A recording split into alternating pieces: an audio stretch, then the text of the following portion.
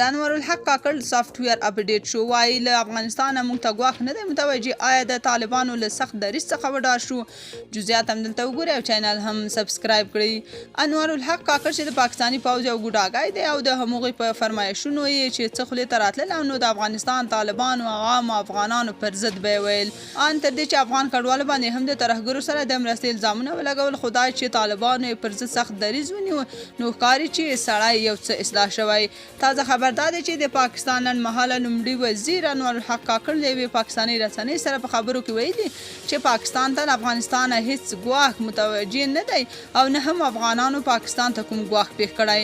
نوموړي د افغانستان اوسنی وضعیت خوندي او امن بللی، خو ادعا یې کړې چې طالبان تر اوسه مرکزي حکومت نه لري او په وینا یې د طالبانو حکومت په خپل منځ کې ویشل شوی چې کابل د کندهار امر نه مني او نور ولایتونه بیا د کابل خبره بابیزه ګڼي. هغه دا هم ویلي چې په افغانستان کې د حکومت څرنګوالی خپل افغانانو پورې اړه لري او دا د دوی کورنۍ مسله ده.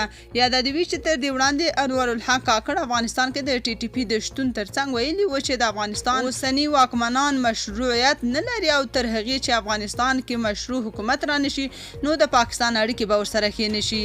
شنونکي بیا وایي چې کاکړ د پوځ په خوله هڅه کوله چې افغان طالبان تر فشار لاندې راولي، خو دا چې طالبانو یې فرمایشونه